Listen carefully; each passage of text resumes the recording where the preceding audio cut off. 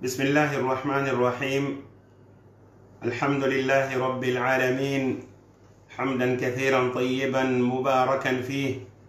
كما يحب ربنا ويرضى. وأصلي وأسلم على النبي المصطفى المبعوث رحمة للعالمين وقدوة لعباد الله أجمعين، محمد بن عبد الله المجتبى صلى الله وسلم وبارك عليه وعلى آله وأصحابه ومن بهداه اهتدى. أما بعد، فيا أيها الإخوة المتابعون لإذاعتكم إذاعة الفضيلة، أحييكم بتحية أهل الجنة. السلام عليكم ورحمة الله وبركاته. الحمد لله عندي على تندوك ألافو كبركة بلا عليه سبحانه وتعالى تندو نيمانا الدفننا السلمان وكيمن سباي سبحانه وتعالى ككسين نمانيني دم في دف سمانتي على لا جون سواندني نوي أن كنت محمد صلى الله عليه وسلم على كو منك نيمودي أنك كان جرى مما أن كولي أني أنك مكان أنا مريايدو على ما كسين نماجي دانا دون كلي أنا لا صحابالو أن من بيبلا والكسلا كان فوكواسي الكمال ما على ما أن بيتر دا أودو مدينة ولا تمني كوفي أيتلو مالوني راديو بونر اف ام نلا 101.4 مني أي من مسلنا كنا كرين لامبانيا أني سوسيا من بديلا أي بكى فانفاندو أي بكى لهلا دو أنا فوليسان من براسي ألوما أي ما جيدي دو سلاميا فولي بدف سمانتي نوي سلاموني. السلام عليكم ورحمة الله وبركاته. أيني أي بدي مكالي سليمان أحمد نيانغادو ومني الماميالا كوناكريا يمبايا لا جبوجان ساكولا مصريلا ومني مود شريف حيدرالا لودافي ليسي يمبايا كوناكريا على فناي يونيفرسيتي international de Guinée على recteur fanadi ani barada siamang bede ay kalon ay masonna meislaka ana foli brasi ayma ana bi nyoyene komi aya kala manyama question réponse le ni kali ani jabili manika kando ni kali ba ke menfe insha Allah taala andina nimro dalaka ibawli ke idi tofo ani romendo ni kali meybulo illa ni kali bla insha Allah taala ni alaka men jabi no ya anye ando jabi mesana nye linaka badenu sunkaro manjaw ko tele dama sisan sunkaro dilo sunkaro tretila di bekanki janto iyede do kana fo ala nyamema atono bonya nyumando sunkaro ala ere ko anyana ko ayyaman ma'dudat ko tele benseni ni abadam ne kodo abrabba antra fala ko karo iri kala la karo saba karo nani karo lulu karo fla karo kile anya telefone manisne ka tawra to tele jatin nema wotre ki mewdi idoja yenni robaso da ado wo so na nyaj mama yella say ko alama ka tubi ki du sukun saniya du sukun ye murandi ala te ya fala mo sima ka kunya to idu sukuna anya janton do ko sebede mo yenya la ni ne ko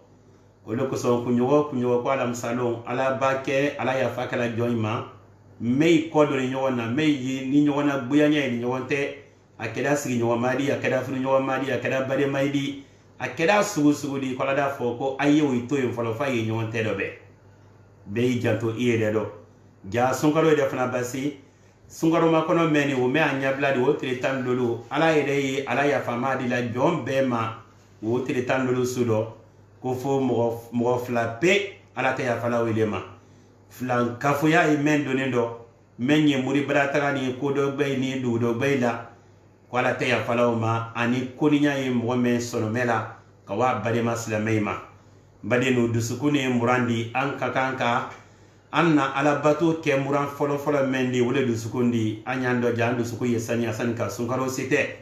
anye bulude be nyuma ike ala batu kama anye ala delila ka sunkaro nyuma si anyuma nyana ka batu no ya anye ala mokera insha Allah taala. Technicien dina numéro dalaka numéro me fait ka wole like 623 62 63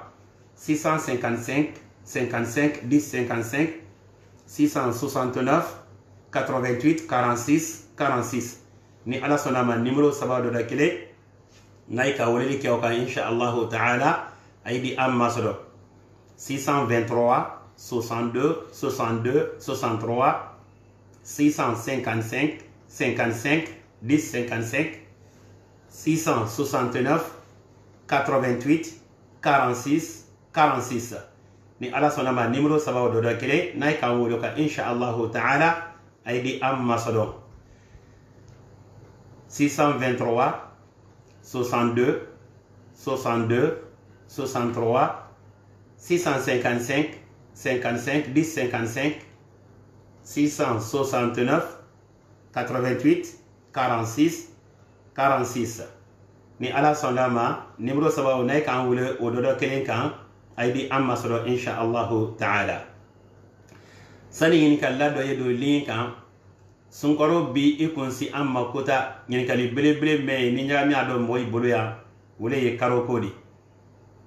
naam ko badima do radolina wa alaykum assalam wa rahmatullahi wa barakatuh نعم نحن في بونير لكن في اللغة المانيكية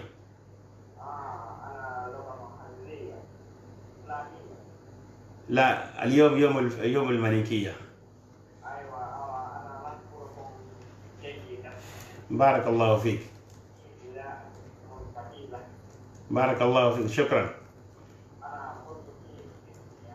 نعم bari ma ko alaykum ala arab kane do bilonye man ka kane di insha Allah taala adi arab kan do ma kono ay di sewul kala naam ko do yelina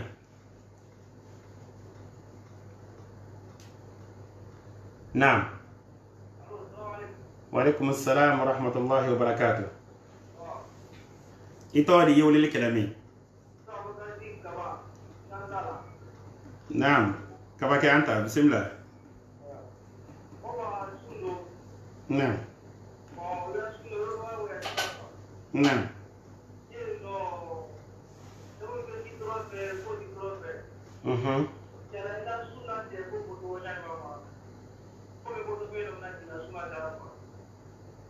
ikan jisun te femena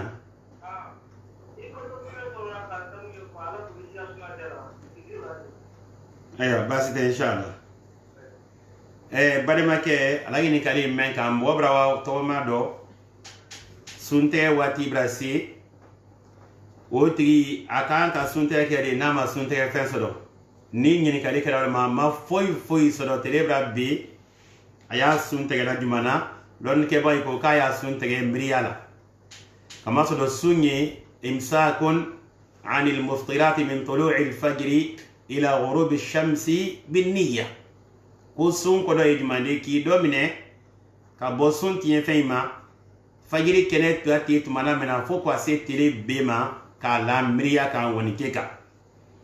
woni ke meodi wule yesus tunkum bilibili di no ta do ko don sun te yoko nin tele na da be odo iye i woni kele tala ni ma fe so do flo ka woni ke sidi ka fo ala ka sun men do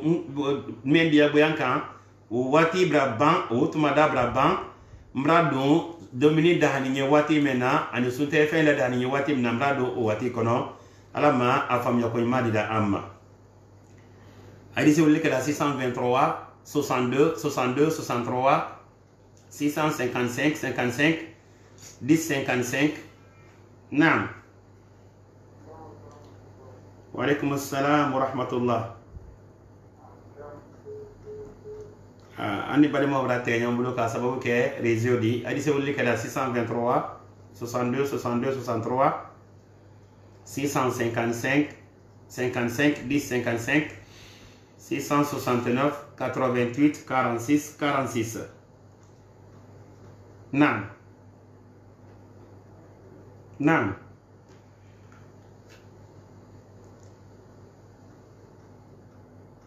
naam wa ne fana rate ñombulo ka sabu ke réseau di adi se wuli kala 623 62 62 63 naam naam hadisi wulili kala 623 62 62 63 naam réseau bra moy sey don nabi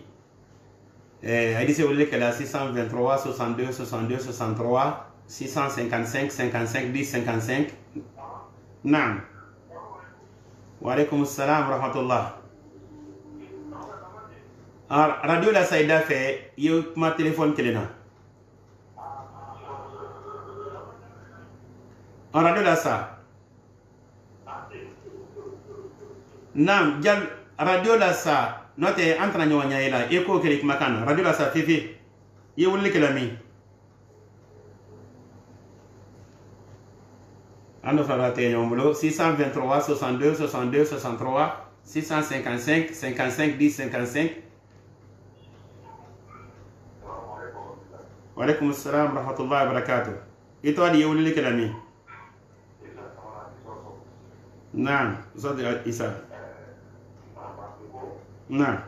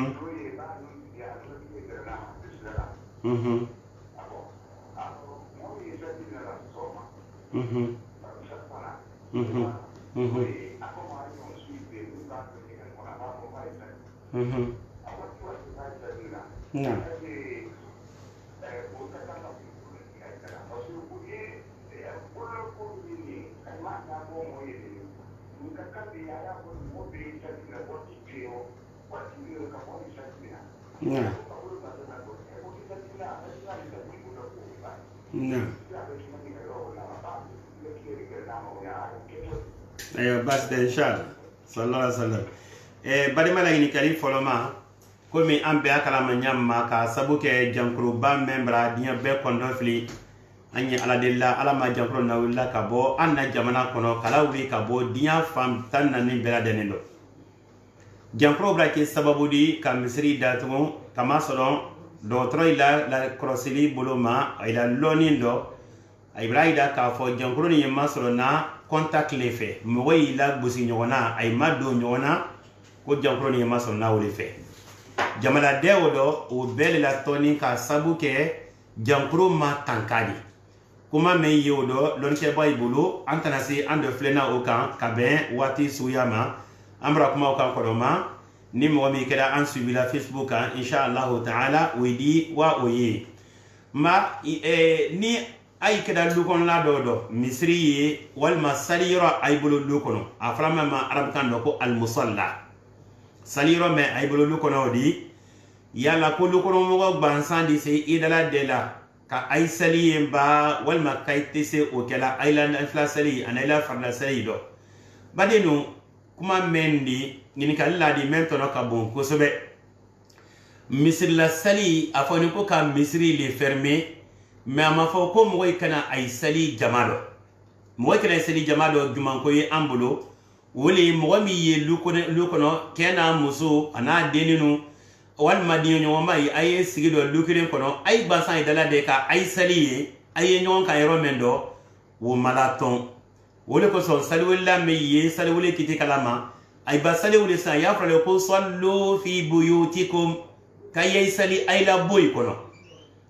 eni ayla dukon la meodi ay mo jate meodi ay ke ka sari ke inshallah taala basi tewla ay konte juma sallaide juma yisalla misri la jama ni wondala de la men kono ka sali wuli ka kutuba ke jama beyina juma te jama kudun besendi ka fo mo dama nama di dala de la anye juma salilla mo mi yo fola ay ma famnya kama solo al na fada ko jama jate juma kan ka juma sale ko solo do lon ke ban yonte ma kero ko ono te kitikilindi kulon na de ko mo tan place juma sala kum lon na siyama fala nyama do da fo mo binani do da fo en so di sigila mena wele se juma sala no da la deda o benata wi be ko le ko juma sala misir le kono konte ko ata kiti a kɛ yɔrɔ ko fana y'a ta kitibira de ko min dɔ ko mɔgɔ naani sa kɛla walima mɔgɔ fila sa kɛla kan fila an dɔ du kɔnɔ la i m'a faamuya mɔgɔ fila bɛɛ ka kɛla o y'i bolo a ye waa kɛla misiri le fana kɔnɔ ala m'a faamuya ko i ma d'a ma donc a la nafila seli walima a la farida seli n'a ye k'o kɛ lu kɔnɔla dɔ ye mɔgɔ wɛrɛ tɛ donna a ye kan fa ye bansan de a la seli kɛla ye o malatɔn baasi tɛ o la a ye fana ye dɔ ja jamanaden fɛn fɛn fɔlen walima jama di la de yɔrɔ susu dɔ a kɛra kɛnɛmana de a kɛra lu kɔnɔla di saniya mɛn fɔlen ani mɔgɔ kana nara ɲɔgɔn na ani bolola koko mɛn fɔlen a ye dɔ ja a y'i janto o dɔ saniya de la tankanya ma sayidi ne la kisinya ma ka bɔ an ye kɔlɔlɔfɛ jankɔrɔ mɛn dɔɔni ala m'a faamuya ko i ma da an ma banɛmɛkɛla ɲininkali filanan o le ye nun datugu ko de a b'a fɔ ko sariya b'a bɔ décret b'a masakɛ b'a kɛ sensɛnni bɛɛ kan ko bɛɛ ye nun datugu ne hakili la karamɔgɔkɛ la kuma tɔlɔsi tɛ o dɔ ne ni ne ba kuma o kan ka y'a kɛ walima ka i m'a kɛ fanka ye mɛn na wuraba ordre de la ko k'a kɛ an na kuma tɔlɔsi tɛ o dɔ nun datugu mɛn o di an bɛɛ k'a dɔn mɔgɔ dɔ ye a di se o ye ni dɔ lɛkili dɔ gbɛrɛ na surtout ni lɛkili jankoro kɛda mɛn na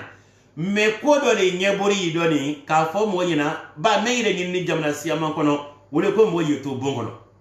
i ba k'i la bon kɔnɔ mɔgɔ tɛna wala fɔ i ma i nun datugu walima i nun ka i ba kɛ bɔla ka don jama le dɔ sayidi la kisi ka bɔ jankoro jogo de ma a fɔlen o de dɔ ko y'i nun datugu sinɛba dɔgɔtɔrɔ yi de gbansan ɲɔgɔn sɔsɔla kɔni nun datugu tɔnɔ hali jankoro ni maa tan k'a dɔ ba a tɔnɔ t'a dɔ o ye dɔgɔtɔrɔ la kuma le de mais an na jamana kɔnɔ yan sariya bara ban ta la mansakɛ bolo ko bɛɛ y'a nun datugu donc nun datugu mɛn o di an ye sariyaw bonyala le diyagoya ni de min sɔn yɛrɛ i di kolasigi de ma ba ko ni mɔgɔ min nun datugu a di amandi bɛ i kan ka ban tuma de i di dɔgɔyama sɔrɔ ka lafiya sɔrɔ ka lagosi sɔrɔ mɔgɔ kan k'i yɛrɛ wusaya o ko sugu in ma sariya mɛn b'a ta a fana ta nin tɛ foyi kama fo ka jamana kɔnɔden ni la tan ka an y'an dɔ ja an ye sariyaw bonya ala m'a faamuya ko ɲuman de da an ma ali se weleli kɛra 623 62 62 63 655 55 10 55 naam 669 naam naam wa alaikum assalam wa rahmatullah madame Silla Konti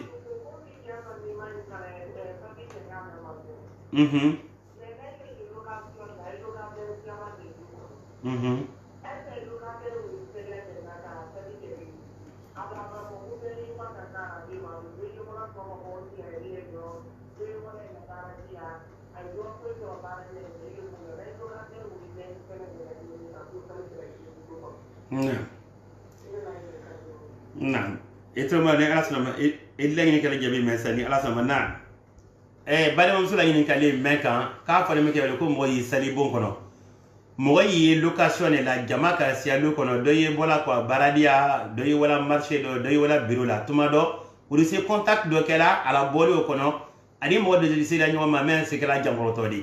konan ka fo ko moyi sali bon kono ay jama est-ce que jankuro ni do wala jankuro takene makana di bon kono do ando le fala jankuro mendi lonna yi kambe sabate bebe ni mema jankuro ni maso na contact direct le fe moyi do ja hali lu kono lay do beable la lu kono beable la bundala tegala ko jiko men fole o de javel yeke gel yeke moyi bulu ay la bulu fe kono ka bla halay pochi kono ka to tegale la kula son sa ni virus de kele ile bulu la ni no kada mo do fula wal may bulu seni fendo ma atigi nungi se do ma wal ma daji jankoro bra ke fe wala ile bulu raso ma ala makile yana ba virus mena di se bola ka watita escalier yero me yodi misiri ya bulu ma moyi bulu de na yero me de ka ele jo ale ba ke tisola ila fra bulu ma la nuna ade ayele tola wal ma jitola ka bulu su sayro la virus si sila wuma ascenseur kon la yeteni hal na so ma si ambadaya ale do to la virus brase abuloma aka bloquer ka numéro digi e mon frère do ta ko ni ki bloquer ka numéro digi e di se ka virus do ta ibolola am ani jankuro to yede ay re nya beni no ma ati so nyana anungi se ima walma adagi se ima walma e ka domine ke nyon fe wona nyon do contact direct me yodi do tray ko ka ma som na wole fe mo mi ye bola ko baradia ni ki ko sey aye gisri ludala mo sikra do lukono lutigi le ba mo wala le ba be ibolla ko anye bolla ko la timbali ko sebe jankuro matankama silama ya ka saninya ni an fe ka ban jankuro matanka ka sababu be di amma kila alisa ka mei fo tisudo amro fo kodoma ibake tisula ye fe do bidi inuna ya ke fanne la kira ki bolo kini na pew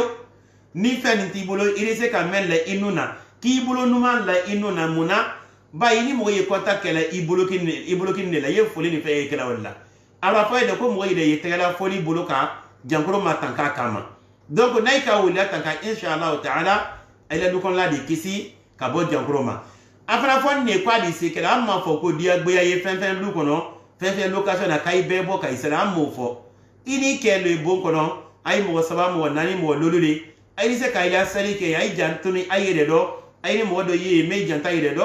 amma ke dia gbe de ka kai bo kai ay sali lu tema me ye bon kono di jo ay gbansan de sali nyon fe inshallah taala mo flaba de kai sali ay di jama sali braye soro ala ma famnya ko imani damma ay se wuleli ke la 623 62 62 63 نعم نعم وعليكم السلام ورحمة الله إلى راديو لاسا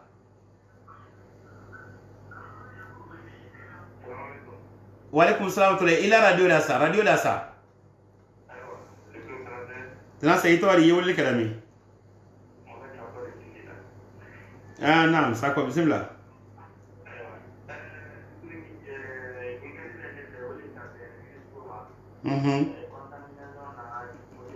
نعم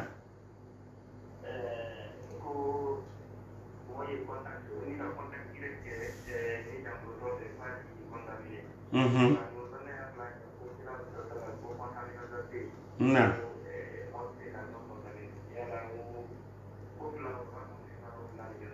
ايوه بس ان شاء الله تعالى ساقول لي لا يقدر يجيب مسا ان شاء الله تعالى ان شاء الله بارك الله فيكم بعد ما دني كلام مني نتنا على كسبه حديثي سبتني كلام عليه الصلاه والسلام مي ني كا غبدو تاتا دي دا فاميا دو ان كان كي دا فاميا ادو موي حديثي كما اما فو كلا كا فوتني عليه الصلاه والسلام مي كلا كما كان دو عليه الصلاه والسلام ني كو دو بيدا فاميا كو كونتاميناسيون كو تيتنيالي يكون مي كلا كا فانيا عليه الصلاه والسلام في البخاري ومسلم في حديث ابي هريره رضي الله تعالى عنه أن النبي صلى الله عليه وسلم قال لا عدوى ولا طيرة كوكيلاك عليه الصلاة والسلام كو جانكرو كو مغسي صلاة جانكرو دو موي حكلي سيكما في نروكو فنا كو تنياتي نروكو دو كوكيلاك عليه الصلاة والسلام ما حديثي كلمين دو الرواية دو بخاري كونو كيلاك عليه الصلاة والسلام وفر من المجذوم فرارك من الأسد kiba kuna toy ambe ka kuna lo jankuru ba menyi mo mensen tege lawdi kila kwa sallallahu salam kuni ko jankuru toy jankuru ba ye mo mena ki buranye ko mi mo iburla jadanya nyamma donc kuma meni ni ma do miri kani kila kuma kan bare ta sallallahu salam kai la nyonka aida fo ko kuma ni re damne na la ban fo le nyonko kasra ma fo nyonko de elele ma famya nyamma kila alayhi salatu wasalam kuma ka ya bele talaka bedela de saidi bo kuma kandi finite mendo ila famiyado kila alayhi salatu wasalam na disi gbede akoko la yuradu mumribun ala musihhin ako jankuro to kana la do kende bagato ika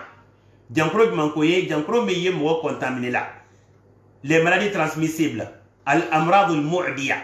jankuro me ni mo do se mo do sola ala kai kana jankuro tola do kende kan misali abulo ma e anye jankuro ba men do ni ala ma banda jamana ni dinya fam bedo ni wolonda ko jankuro mo mena aya kele bla ta fan ale kana jankuro la gense kan mo bede so ado ni kila kuma kana da alayhi salatu wasalam donc lonna ko kila alayhi salatu wasalam nyefe kam woiblo aye sababu la bara menye ni aife kabanka koto alam jankuro te bola ye kawa mo bode do jankuro to ina disi ka contact direct ke kuna mo mina ina di dominique wal mahali corona meni jo ida ya mo wadana ina tika contact ke ambro mise yayi halle gine konaya ana ministre do yi ayla intendant ina la garde ayla garde kori jankoro ko yimine kawa wi visiter ko ma fait positif a wila kawa ministre de dogbe ko ay négatif atalila donc jankoro te bola ide ye jankoro tola kawa mo kendema mais sababu de ko ni hadisi kela ni ala ni da ama kuma a résumé mendi wole yeni donc wole ko son loni ke bay ko amba ke kela alayhi salam na hadisi karana hadisi komi al imam yahya ibn ma'in ka fanyamma ako al babu idha lam yujma hadithuhu lam yadhhar ma'nahu hadisi men nani kiti menka nile ma a hadisi fen nani bonda ka ima bela nyon ka yoro kele sayidi ben isa babama ko yi wato ko do men tara hadisi kele do kili se fola ako lam yadhhar ma'nahu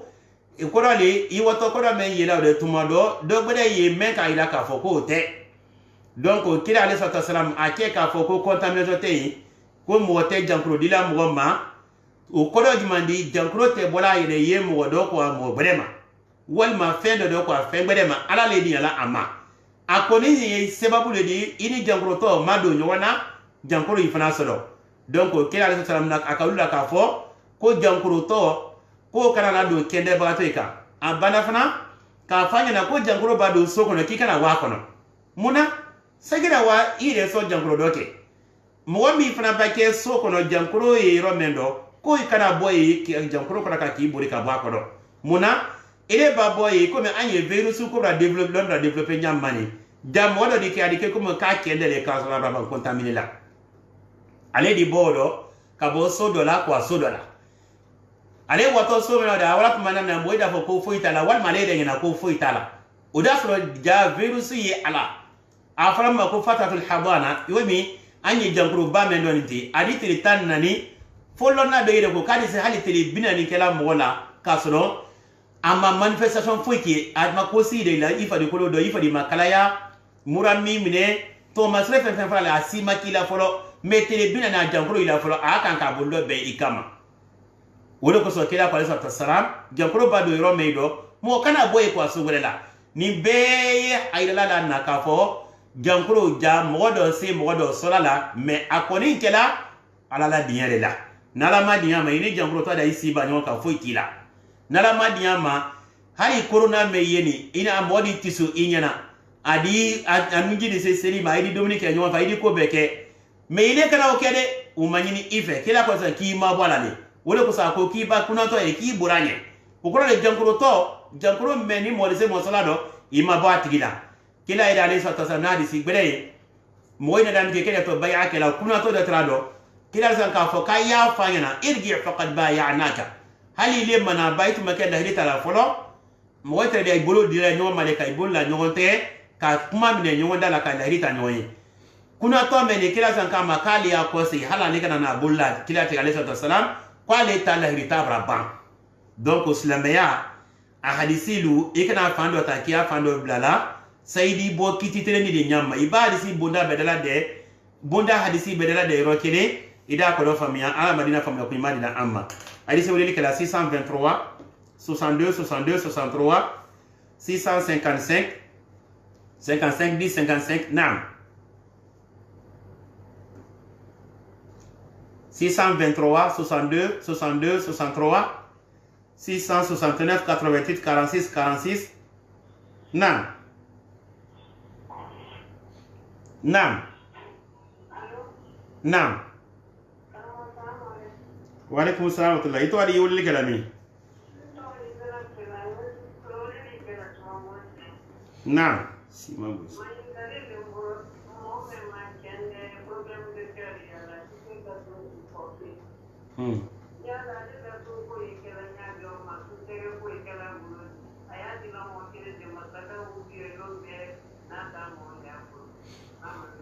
wa alaikum assalam wa rahmatullahi wa barakatuh bade ba musala ngini kalim meni jankro ye mo mena jankro me a hakalite ala kende ya moko adamadi ta noni buluma jankro te men basila ati watala di te kala la di ado te se sundo na jankro ni fe ko tigi la kitidi lonna yemen fola men nada sahabay fan la fatawa do ala ka fo men ke suratul baqara kono wa ala alladhina yutiqunahu fidyatun ta'amu miskin ni mo men komi ibn abbas ka kara nyamema wa ala alladhina yatawwaqunahu ay yatakallafuna as-sawma ma'a mashaqqatin fadiha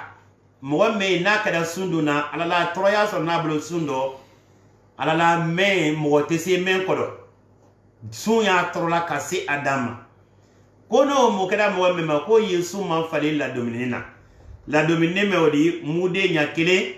e kuma sabatini anas ibn malik manyamma fi sunan al-kubra lil imam al-bayhaqi wa ghayrihi kafo anas ibn malik traye sunkaro babant mana mena adi mude nya bi saba ado suma ko ke ala la dominine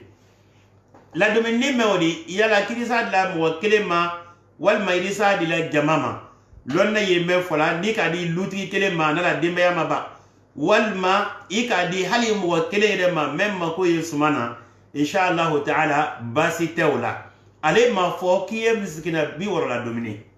anye kuma famya afoni meido ko mi ni mo men ka ba ko la kalike una anyondo afoni wo imendo ka fo fa it'amu 60 miskinan kiye miskina bi woro la domine fa ke bi woro la do menote do meni bi woro ko ma fondo andi kadi mo kelema inshallah ta'ala basi tala ambrasi 11h mani ala sanamba andi posta yani mliti lulu ko ase mliti woro ma inshallah andi an conseil ka anna programme continuer inshallah ta'ala bismillahir rahmanir rahim alhamdulillahi rabbil alamin والصلاة والسلام على أشرف الأنبياء وإمام المرسلين نبينا محمد وعلى آله وأصحابه أجمعين المرأة على تندو تعالى كنمالون ككسين نماني دافع دو سمانتي أن كنت محمد بن عبد الله صلى الله عليه وسلم أنا دو كلنا لا صحابالو أن من بيبلا وكسلا كان فوقواسي الكيامالو ما ولا تمني كوفي كمي أيا كلام نياما nene ana program flanandi bi jumalo ndo ana radio bombala Bonheur FM 101.4 aye même masrona kabola mpani andina inshallah ta'ala lin dalaka ni kaliba kem même bolo idi ni kalike otma ira bayto fola ani yero mendo comme ya karama nyamma ka fo nyamma ayna ibade makele Suleiman Ahmad Nyangado aydi se woleli kala 623 62 62 63 نعم allez c'est woleli kala 623 62 62 63 655 55 10 55 669 88 46 46 allez c'est woleli kala numéro sababu do dakella inshallah نعم وعليكم السلام ورحمة الله وبركاته إنتوا اللي يقول لك كلامي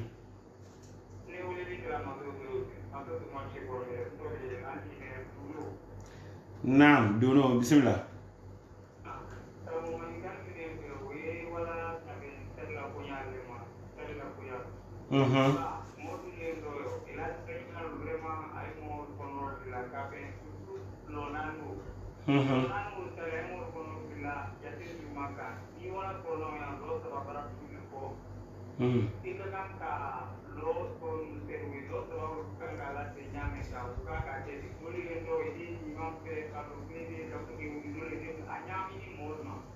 طيب نكلف لنا نعم نكلف لنا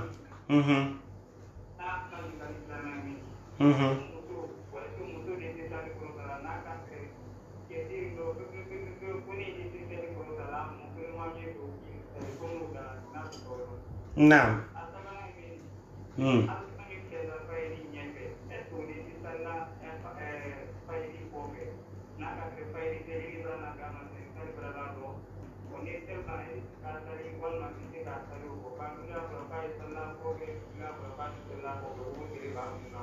نعم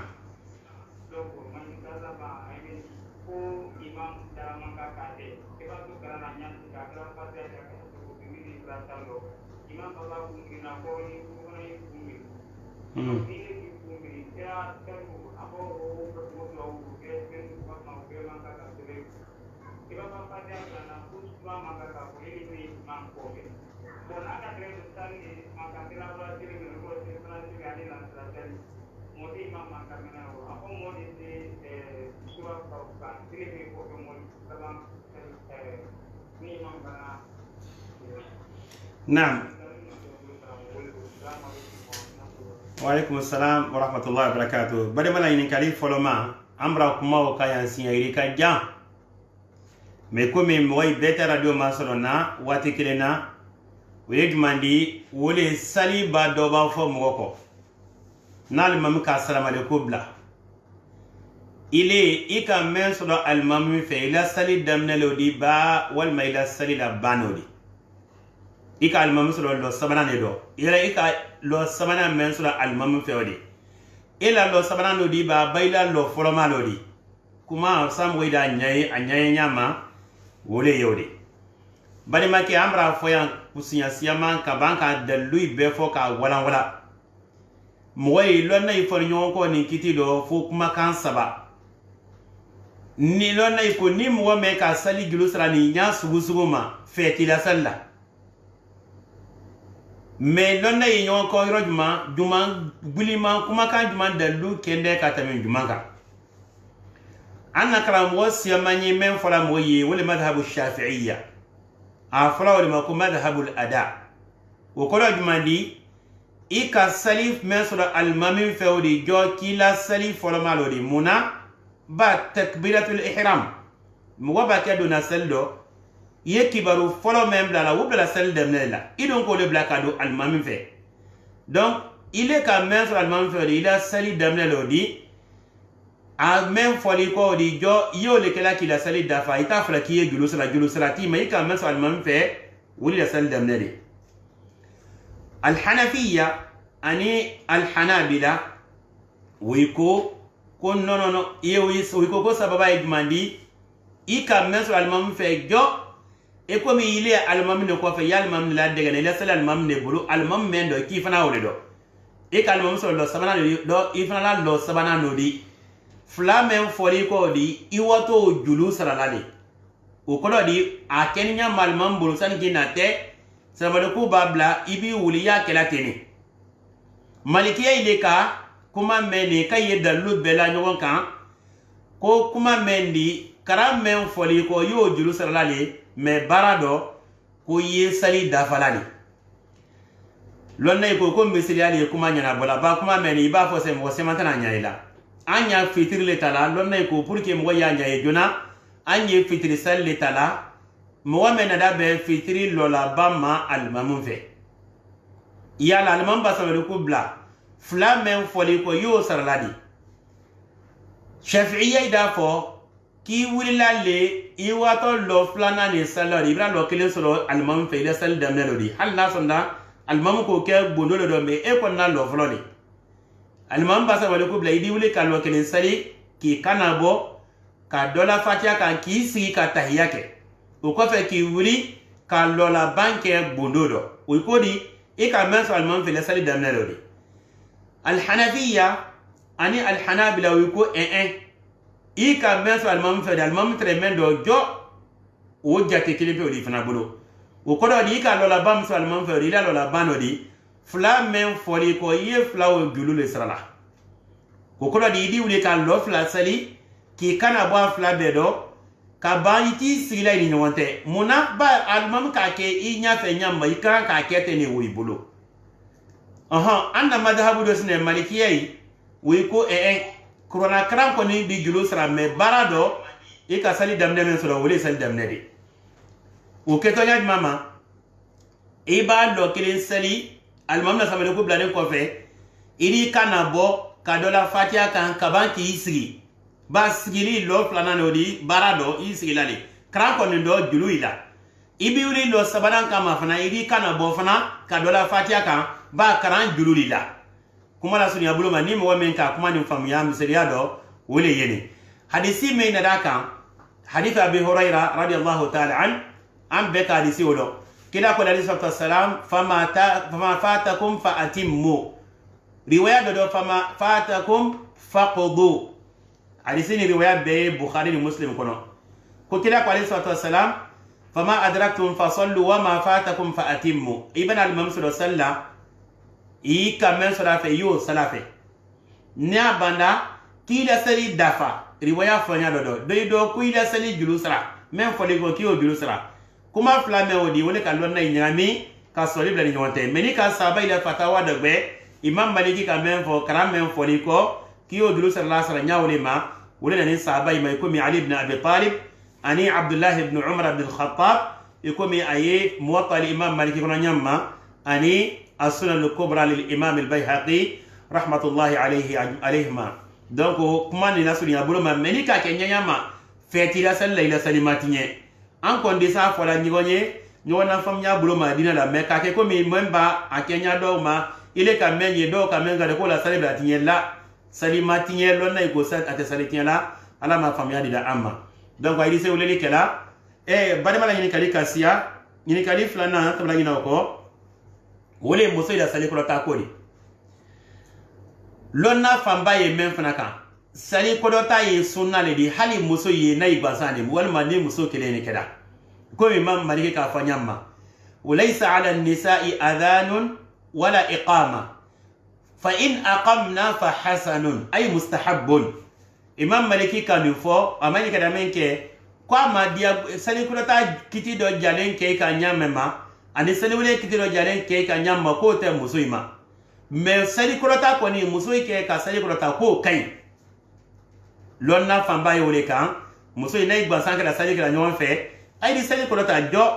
ay bansani walma muso ida kilene na ka sali kolota o kai lonna famba men kan wole yodi bana kala yin kali sabana wole arakata el fajri lo flamen kan ka sali fajri kene telin ko fe sali ka farda salite ni mo me e wada so sali kala lo ima ila lo fla sali folo salamu alaikum baba almambulo yala kiri sila lo sallaba lonna famba yi menka ofana do wole kiya to fo tele bo tele ba bot mana mena ila lo fla o sali tele bolen kofe muna kama solo kila alayhi wasallam ka ila li anna kuni fajr sali banda kunna fla mankan ka sali kofo tele ko do ta mana mena وحديثي لنا ذلك كونتين من الحديث المتواترة أنا في حديث عبد الله بن عباس حديث ابن عمر حديث أبي هريرة حديث عقبة بن عامر أنا نقول بلي الصحابة لو كفوتير عليه الصلاة والسلام كبنين كه نفجر سلي بناكم وكنا نفلا كه كفوتير قدرات منا منا donc نفجر سلي بنا إلى وتما يميل لوفلا سلي يا كفوتير بقدرات منا منا يا سلي ولد دلو كنده mais ko kidi si salla ika dallu ke hadisi meni hadiso ye tirmidhi kono qais bin qahad radiyallahu ta'ala anhu ko le ka salluna do kila fa sallallahu wasallam fajri do salam alaykum blani ka wuli ka sali lofla aba salla ko kila fa sallallahu kuma hadhihi sala ako sali submandi ba kila sallam rafo mo ina ko do ma ko ni fa sali bana ko na fla ka sali ko ke ko kila sallallahu wasallam kora ka lofla men ka sali fajiri nya fe konte mole masodon ko nyole sallati riwaya do ko kila ka ma ko alayhi salatu wassalam lonna ko ni hadisi to sabati da anda mbulu kala ke metrimidi men ka hadisi la kali tirmidhi de ko fe hadisi la al imam ahmad bin hanbal yukumi aiba al mughni ibn qudama de be o ka hadisi ma ko hada hadithun munkar ko hadisi men ko hadisi la ko hadisi konini ana fene di be sabati ninte donc men kawso do ya to tele ba krota mana mena wala ha sallawati na jo idila lo fla julusa de wato la ala ma fam ya ko nyima dida amma kuna al mamen wada wudu kondo wotuma ile maban karana walma al mamra ko la wuli kabo araku la wuli kabo sigude e mabayda do wula ibla al mamu ko fele ki al mamna dege kila ko alayhi wassalam inma ju'ila al imamu li yu'tamma bihi ko al mambla kune moye ko moye la dege o fana disi sabatini al saba sema bama kila ko alayhi wassalam fa idha raka'a farka'u al fa'u tufidu at tartiba ma'a at ta'qib fi al lughah al arabiyyah arabu kando femme fo ne kila bala kuna ka ko ke kodo kai fana ya ke kodo a kodo lo di man ka kando donc ay do ja e kana to ko fe almami ko fe almami ne ko mi chauffeur wala mamli di ele ko chauffeur ke président ne ma ko ne to la chauffeur ke ko foni boda mamli ko no ke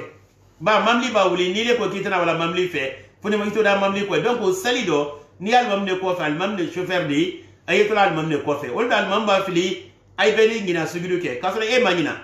e bagina fana e te sugidu ke la ba muna chauffeur vala même bolo wole ye wala id na ke ko ko sla ko do kasra telebeli chauffeur ma fili wada sla jonyo kan ay bela tele nodi donc almam bla ko de mo nyawdi mo ye to almam ko fe kramo kala ni kala ban bodo salido kana bote kala mendo ni almami ka sayfna lo fla folo la saraf lo fla folo almami ebra ban fatia karana iye karane kela itima kunadi salido makuntado sa setela kana na tulunke I hakilla nyamema ni almami karankane mena ima kunawledo wa idha quri'a alqur'anu fastami'u lahu والاستماع في السرية مستحيل أفنى على بلوني قرنا كذا كرنا كي تلوما لو على أي مكو المهم كلام من يتو ما لو ولادي donc yigman kala sani setna to ke hakil lay bi ma ko yide mayente sani fala do fla folo lansra do fla folo iye krane kala itilo la yide mayte ki mako mengi ni fe wole yeni ala ma fam yadi damma ka be sama damma edi se wole li kala 623 62 63 نعم نعم وعليكم السلام ورحمة الله نعم أستاذ جابي نعم بسم الله أنت لو إلي رجل من أبالي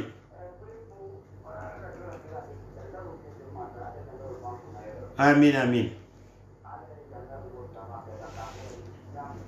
آمين يا ربي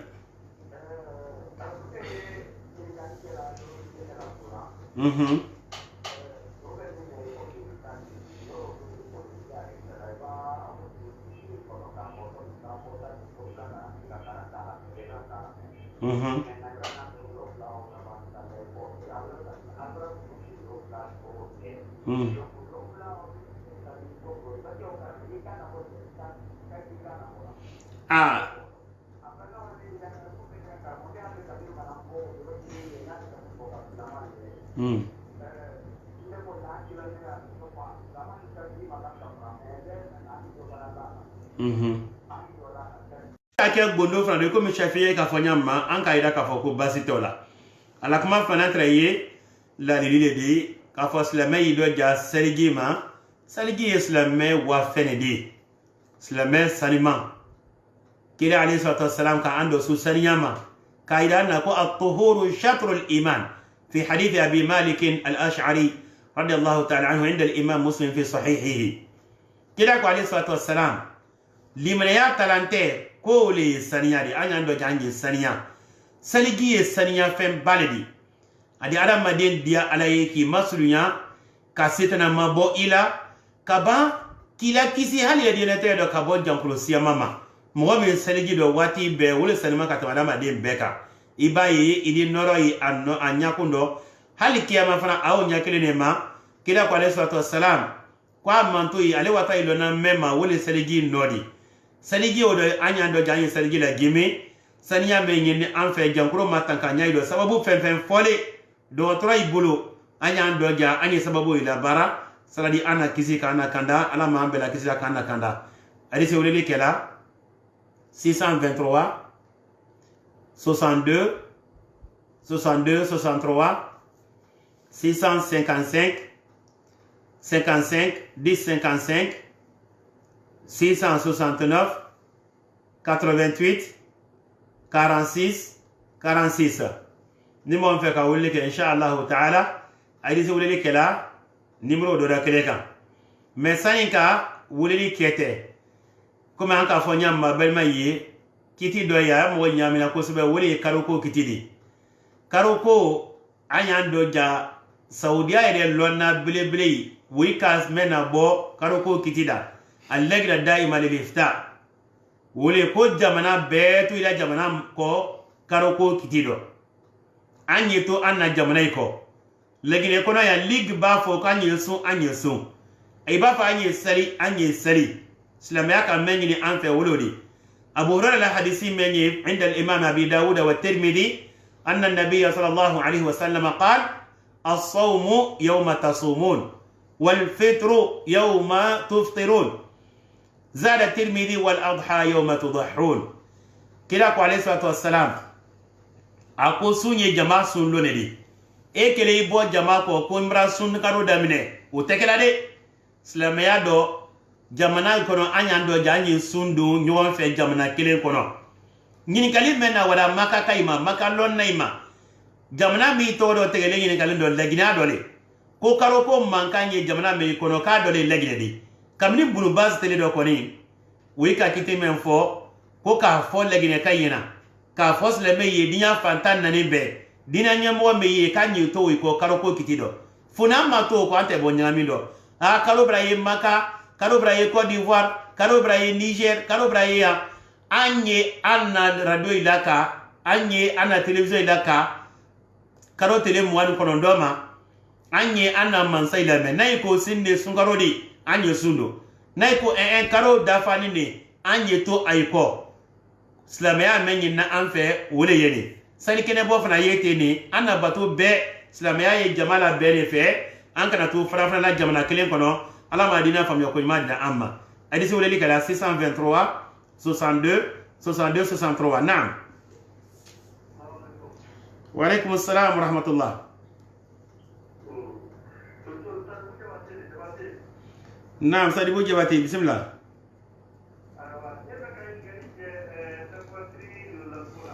naam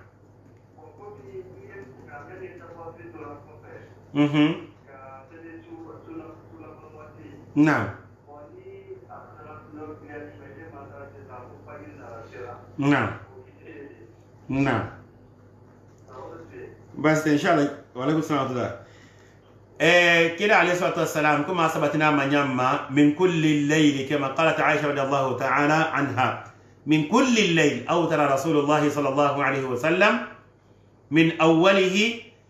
ومن أوسطه ومن آخره وانتهى وتره إلى السحر عائشة كوكو كلا صلى الله عليه وسلم كاكا وتر سلسو فامبدو واتي دو كلا دو أتراس الله لي كيلا سو دمنلا سبو سلكو دو كدو كا وتر سلي واتي دو كلا دو كابلا سو تما فامفلا akaki ala bana me kala bara la bana men kan wole ika witri sali sula bando tono bele siamano la do jabi wati lodi ala mansa foni siri ajigi wati lodi kana sam fada folodo o jigini nya ile kana fo kiyo nya yinna de kila le kwali so kwala jigila yeda o mati a Kenya o mafina ikara o nyanyini kwala dafo wati ola jondi wole nya jabi jondi ntara nya so Joni ya fa nyini fe nye ya fa oma ibila witri bla sula ba wala wodi so nyina kaba ala ka men fo wal mustaghfirina bil ashar modo ye fajiri nya ko law do ko ye ya fa nyina ala fe ido fana semanti aso do wati wala woldo witri bla sula ba na wole kay me ni le mo men ka lo kila sinu wa bulima ya ke su dem ne la kila wole ka usa salibali ya fana didi aba fo ko akala bana ko semanti ya wala ere ki de lo ila sinu wa bulima ni koko nyato la semanti ya wato la ndo kila fa mumela akeba me fana ka ke ka law fana usa ele fana di me mo men der la ke la sula ban wati londo la sul sinu wada da buliyama wotira kila ila sallallahu alaihi wasallam kuma sabatini aisha da hadisi do nyamma muslim kono ko kila alaihi wasallam ni sinu watun buliyada ma mase sali kala odo ko wala hawati base adi ala sali gilusra wati wala witri gilusra wati wala me akela konte dafan nedi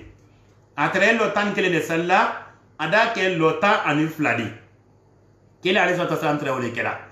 ni le momen lo sabale salla ni gra gilu salla do da ke lo nani te witri kela wala hawati lade me yakela konte dafan nedi ko be kila tra kala nyamma sallallahu alayhi wa sallam aydi se wala kela 623 62 62 63 nam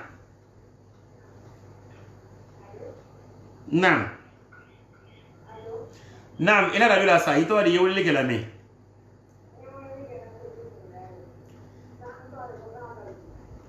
Naam. Bismillah ila ngali fo. Ila ngi ngali fo pour mamso. Naam. Mhm. Mhm. Mhm. Mhm. Mhm.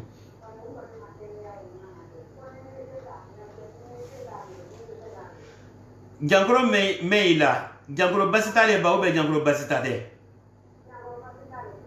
jankuro basitale bas ida ingel jabe masana ito malo basite ala kende yadi ito mala radio la ida ingel jabe masani ala sonama radio la mesne ye telephone na sani ala sonama ida ingel jabe me bade mamsula ingel meni ala ka men fo an yana korona kono ala ko de faman kana maridan aw ala safarin fa iddatun min ayamin ukhra ala ko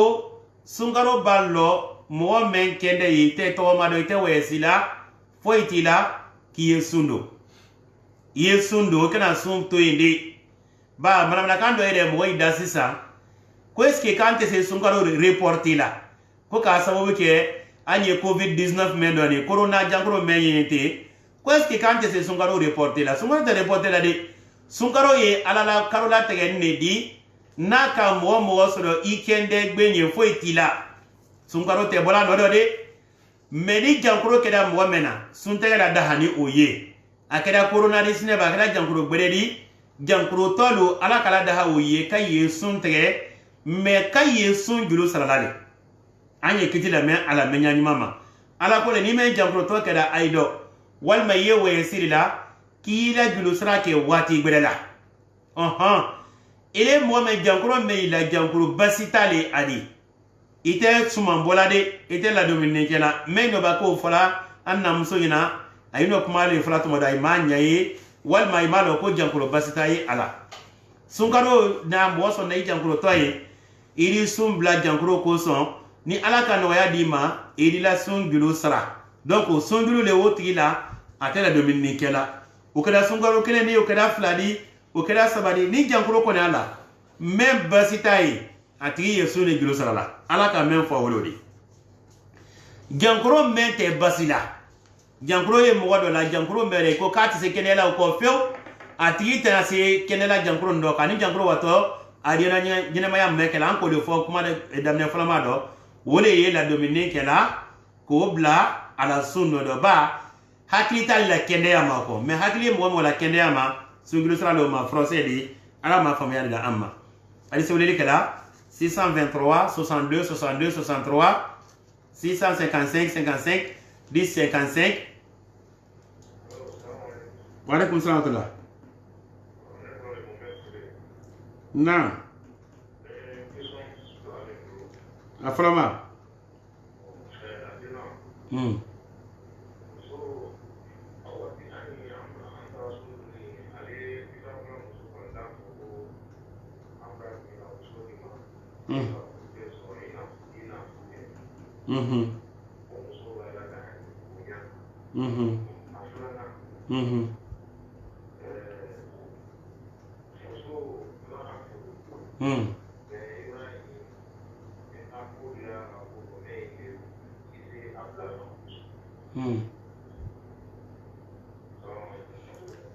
amma yin gane oje ki ika ko do yala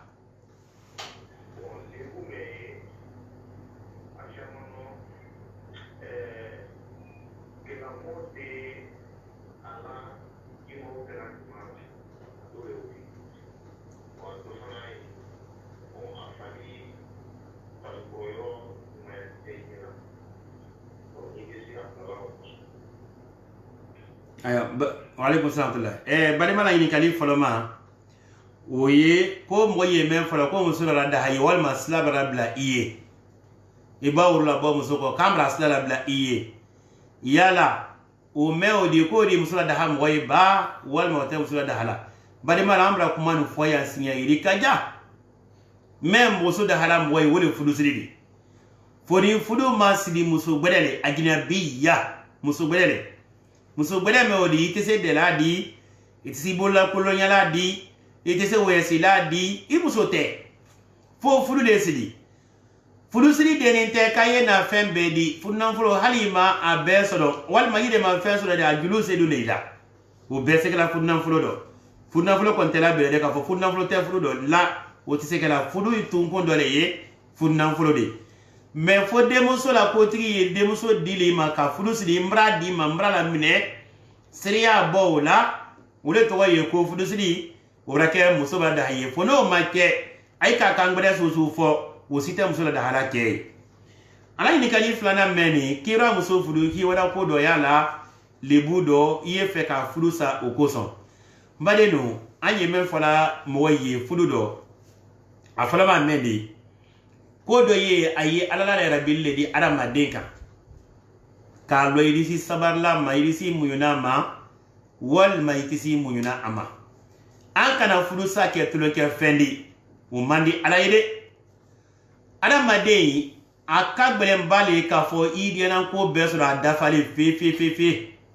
dinyere te ndo ya otisekela iba koko ye idi ni do kumuro do ya fe idi ko do ya do men rasile adama dey sida falente ile kemere kumalawdi ko do yile la de fo do yile fe do yile la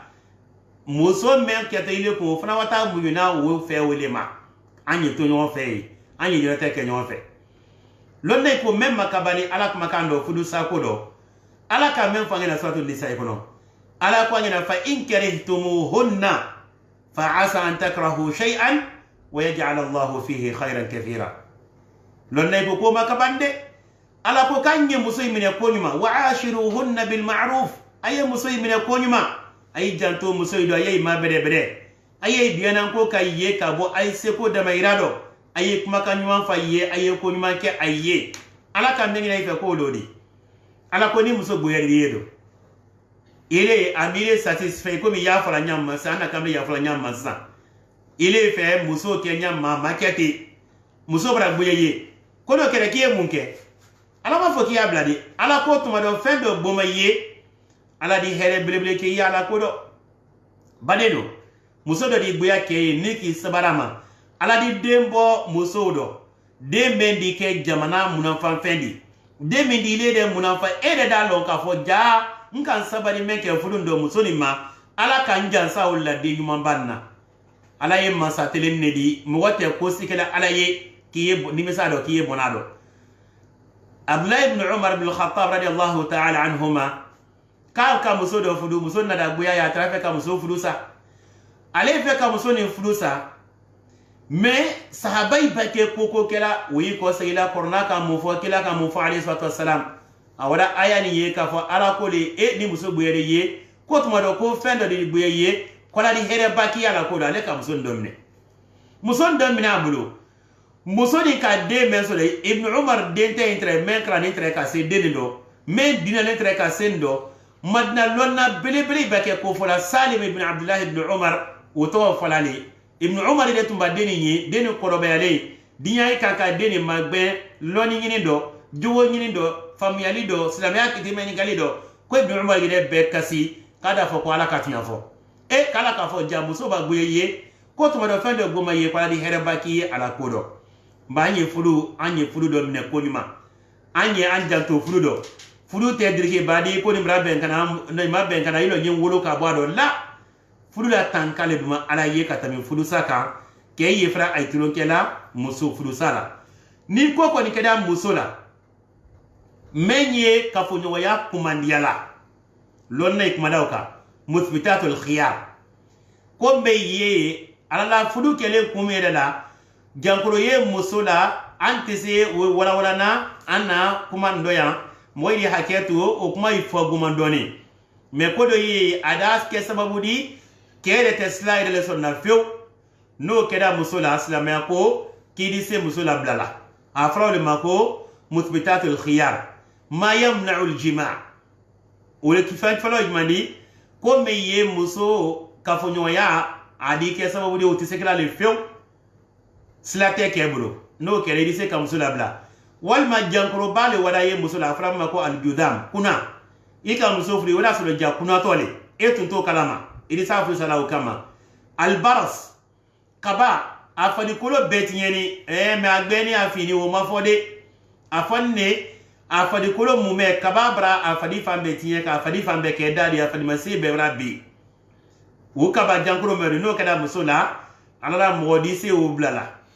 walma aljunun walma fale musodo e wada muso fudu e hakilla ko hakili male ja fatola te foy kalama ni wada ulon lon ke boy ko hadi mutbitatul khiyar lizawj ke kan muso bla kumila woleni me atombe yodi ila ko sitana dafala ere dafalente anya sabari wo imainte anya nyowa mine ko nyuma ka nyowa na telendina ka nyowa na kanda insha Allah ta'ala ala dina hereba ke anyi ala kala iri menta o te kola fala ala ma famia ko imadi damma adi se wolele kala 623 62 62 63 wa alaikum assalam rahmatullah naam sisi naam kala Muhammad sisi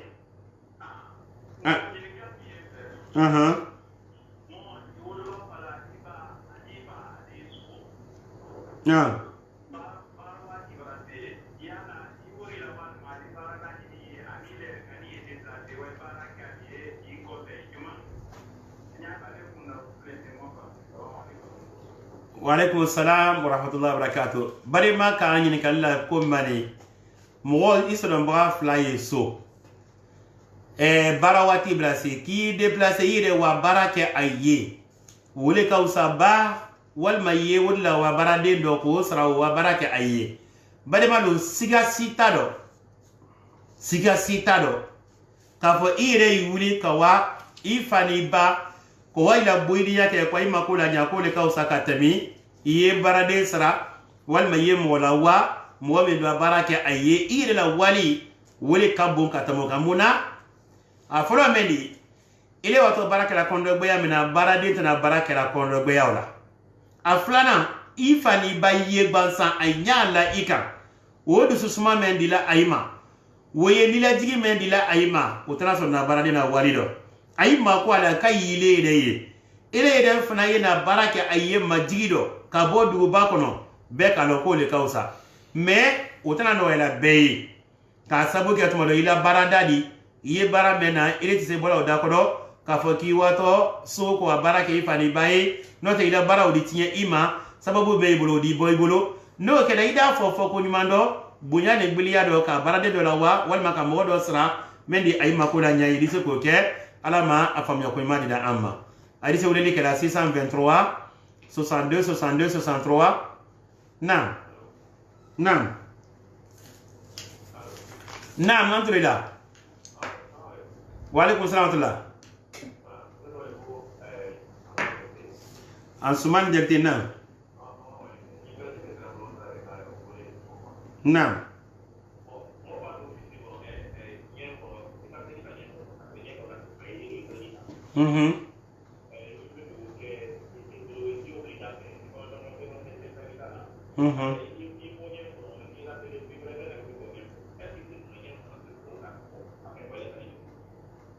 Naam, baje bake itroma idi ni kala jabi men sa inshallah. Maranya itroma rado idi la ni kala jabi men sa inshallah. Bale make la ni kala men kan wole mo ibrana nyegen kono e banko saligi tala kaso ibra ya telephone na bo wal ma ila portemoni ibra la wori e teme kono wal ma fen susu ibra la bo ko la ki saligi ta e banaka bo ibo ko via ki badalo ko yala kiri se dona ko ibulo fe ota. Comment la ngene kimandi ni ki ko se ka do nyen kono yala odi faible le selegi la balu mate faible la selegi la bari make o te selegi tiela o te faible la mbola selegi la e ko se fasai i wo ibulu fe ota selegi tien fe me ifole wo ye fe ne di me yi bola mbola wal ma fe mi ye kala sababu di ka fe do la bo mbola wo ni selegi tien fe di i wala nyanga ni do nyanga ko ka nyanga ke wal ma ko kamnela wal ma ka fe la bo ke selegi tien fe me ifole no mi solo foi do nyanga ne ko ko ibulu fenta o te foi que la saligi la ala ma famia di da amma adi se wuleli que la 623 62 62 63 nan نعم وعليكم السلام ورحمة الله نعم نعم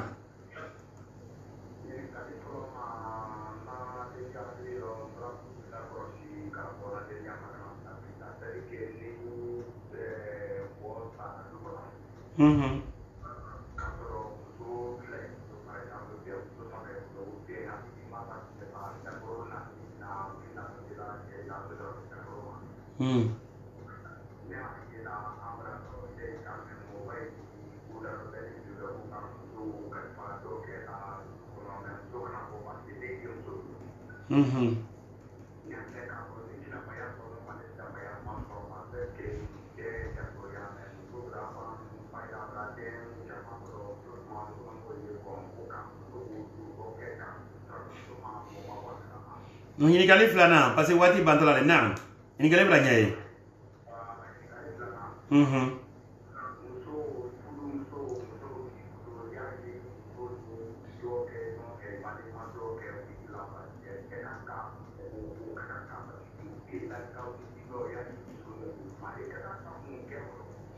ini ka sabana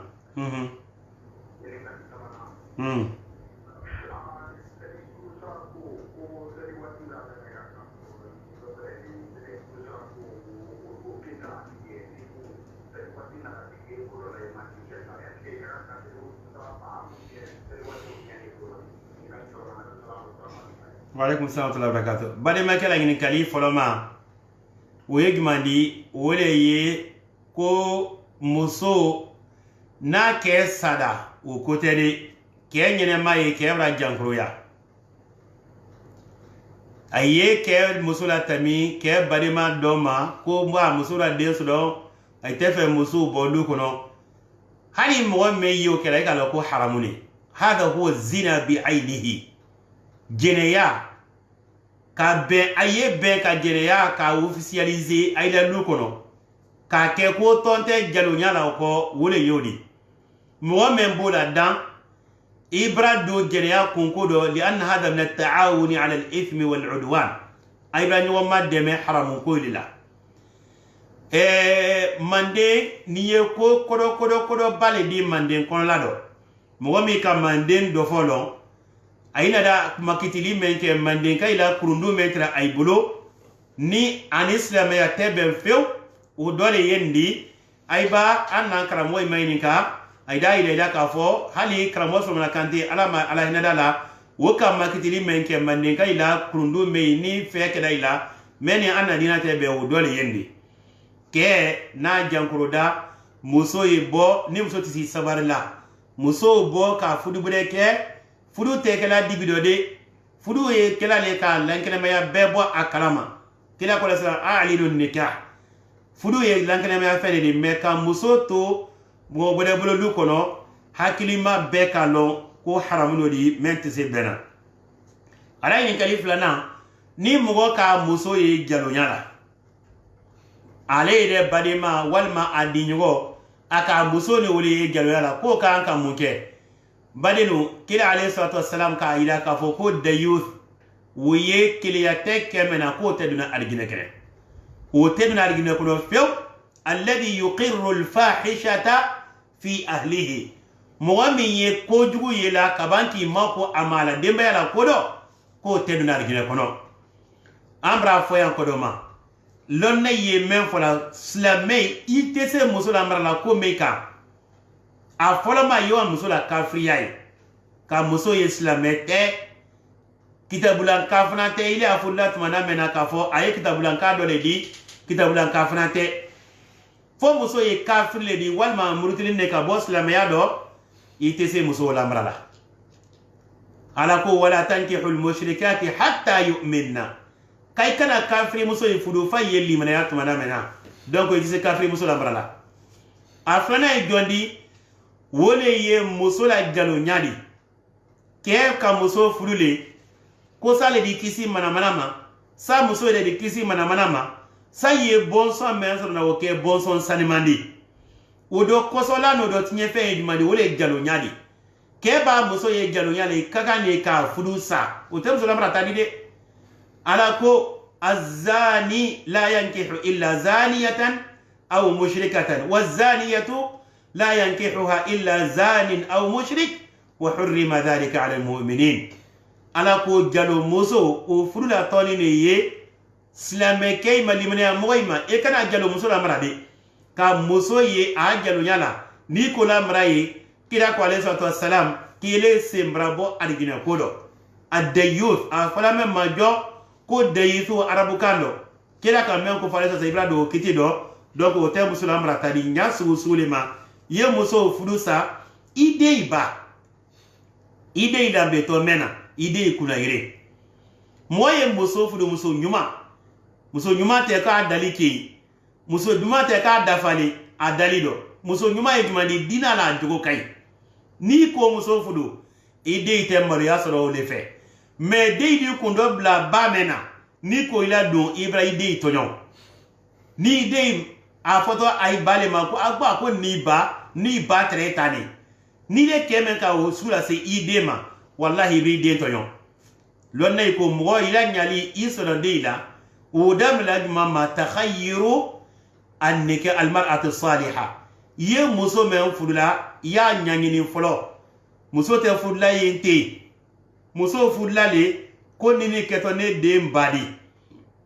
mama re mama muso rete neni nini ka anka dinya sigike ka alkiyama sigike ngi muso fudla wole kama ni wala o yodo jalo newli mana mole ye muso labla o tem so lamra tadi ala ma famya nyimani da amma badenu ala yini ngari sabana wole ye sali julu sara ko di ko ne sali men tamda moka sali tamim moka ki tewu ibra kabayda jurumu bilebeke akun wokipe netre bara dole la yiki te ufo sali wati wala tabi ika ibra na kabayda jurumu beli ala kawilima fa khalafa min ba'dihim khalfun adaa'u as-salata wattaba'u ash-shahawat fasawfa yalqawna ghayya illa man taba ala ko modo ina da mo nyuma ikofe meka salima bla ima ko make salla kaibla aini dia nan ko jahannama den ka koro meye kay do fla fili ko le fasay ko foni men tu bida dogo ni asoloda atika tewle ka salito yukun fo itala a foloma a tubi ko alama a flana a sali julu sarafana julala ala julala a julu sarafana kala tubika es atresinol do sali wati tamdaka wal ma yin dali adama de yin na fene de a yin dali feu a hakili ma to sali ko do fo kofe awara ye ede sinene masale fana sali ni lona atura nyagba ko do ile do asulada fo jambura ko jurumunte wotigima sali ko ni julu sara fana yo fana ma dia gwele de kila qali sallallahu salam man nama an salatin aw nasiyaha falyusalliha idha dhakaraha la kafarata laha illa dhalika kila qali sallallahu salam ni mo men sini wala imasalike wal mengina dare sali ko itiye a julu sara hakili babla tumana mena wal may bawli sino de yesali julu sara ko kunka sitala foka julle sara alama famiyadi da amma alama dina sabatida alama sungoro sida anyana heredo ka batono ya anye jankuro me jamana kono mengi dinya kono alama jankuro wada funyo fe ka ambela tanka ka anna dimela tanka ka kisi ka bo jankuro jugulima alama mo kana ambeye wa sallallahu wa sallama wa baraka ala nabiyina muhammad وعلى آله وأصحابه أجمعين.